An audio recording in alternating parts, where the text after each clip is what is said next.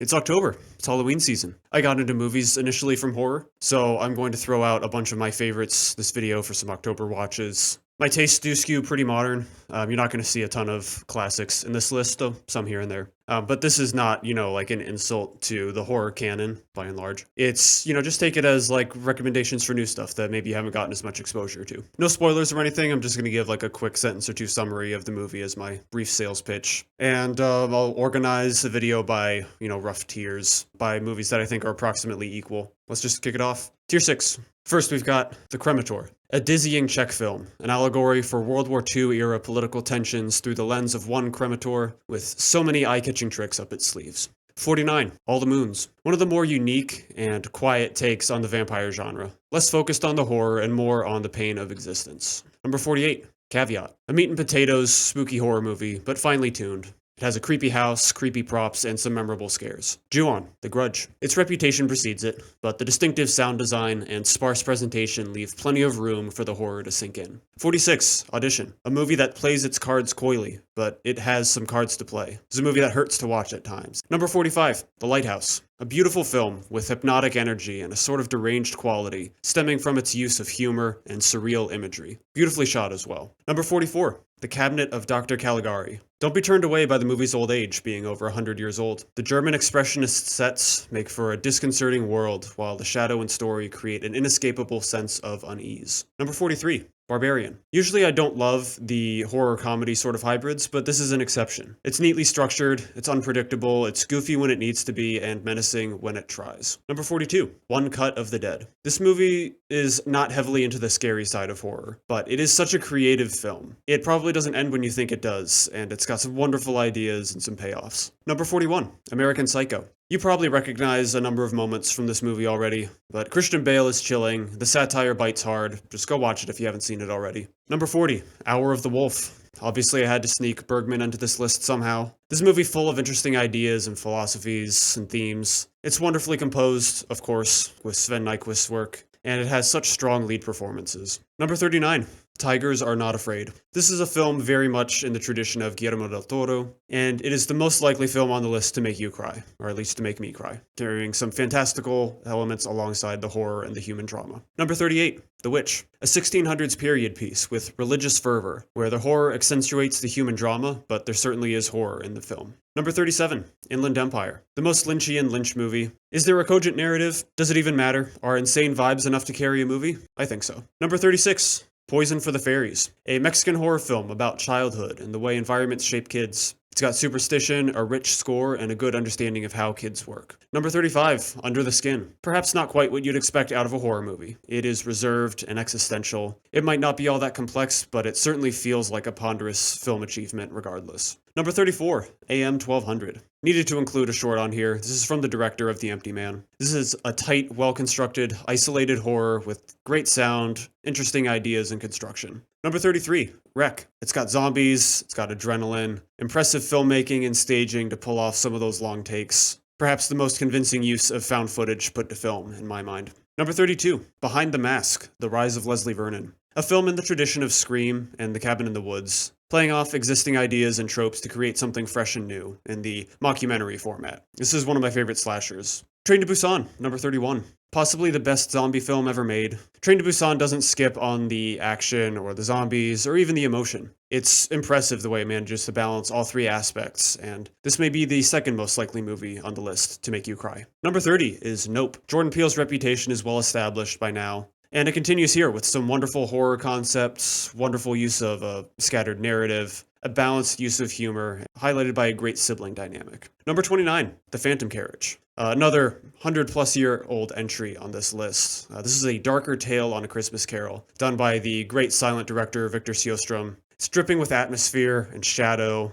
and foreboding, and this is a great New Year's Eve watch as well as an October one. Number 28, The Borderlands, also known as Final Prayer. This is one of my favorite horror rewatches. It has relatively light, bantery characters to carry it early on. Then the mystery takes over, and it's wrapped up with one of my favorite payoffs in horror history. Next, we have a short tier 5. Number 27, Phase 4. This is a monster movie about hyper-intelligent killer ants. But this is not the B movie you might expect from that description. It's got fantastic wildlife photography and a unique score. plus a contemplative view of colonialism and a question of the importance of humanity. Number 26, Alien. This might not need much of an introduction. Lots of people know this already. Alien has fantastic set design. It's got a iconic monster by this point. It's got great horror moments. It even has a cat.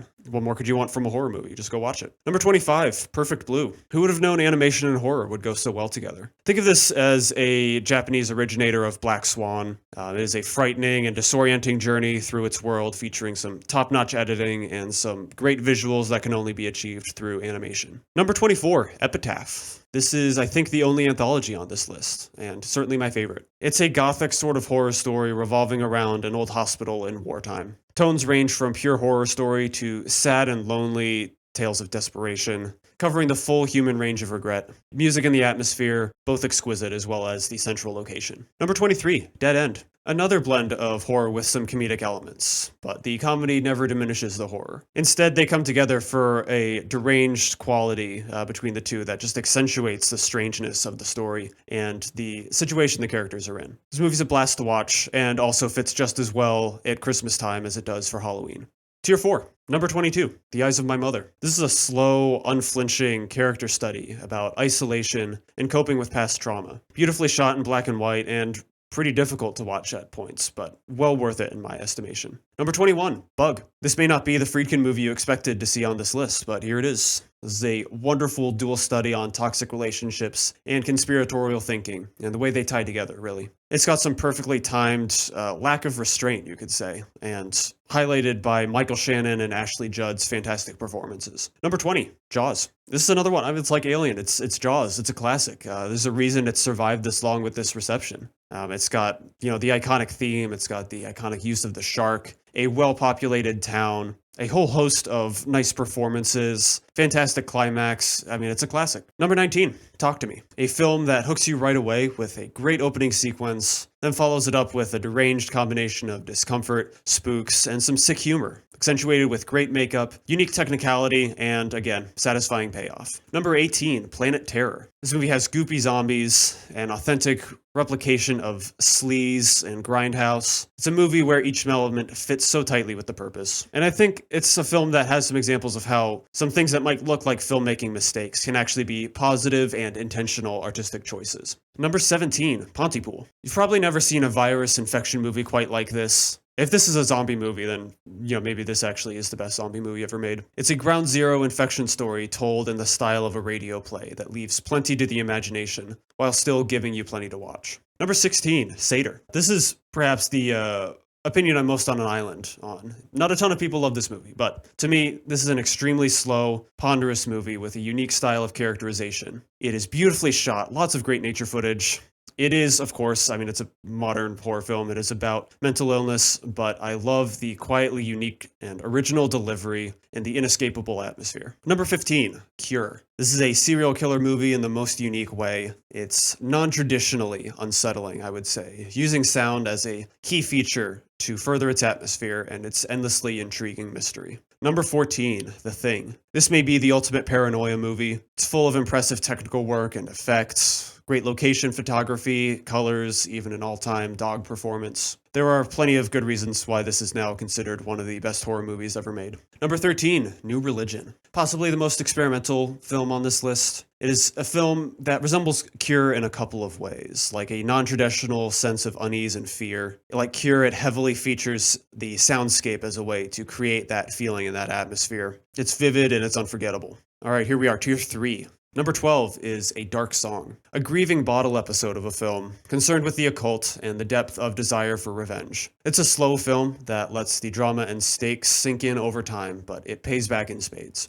Number 11 is The Blackcoat's Daughter. Another slow one here, concerned with isolation and grief and loss. Yes, it sounds familiar. You're going to hear more of those movies. I have a type. Kiernan Shipka is phenomenal with her subtle acting. The film uses its multi-pronged story to great effect. Number 10, Psycho, the definitive proto-slasher from the master of suspense himself. You may already be familiar with the music and the shower scene, but the highlight to me is Anthony Perkins' fantastic performance as Norman Bates. Obviously, Hitchcock brings the craft. He is a master craftsman. Plenty to appreciate here. Again, it's a classic. Check it out. Number 9, Censor. Slow, colorful, very 70s, dreamy atmosphere with a convincing descent into madness, and a great payoff for the direction it goes, one of my favorite endings. And if you're wondering, yes, it is about grief and loss, of course. Number 8, Eraserhead. For my money, Lynch's best movie. It is a surreal, almost impenetrable vision of maybe fatherhood? Maybe? It's beautifully shot with sometimes subtly, sometimes overtly disquieting imagery and scenes. This is just unforgettable moments littered throughout. Number 7, Hereditary. One of the first films, I think, that began the current golden age of horror we're in.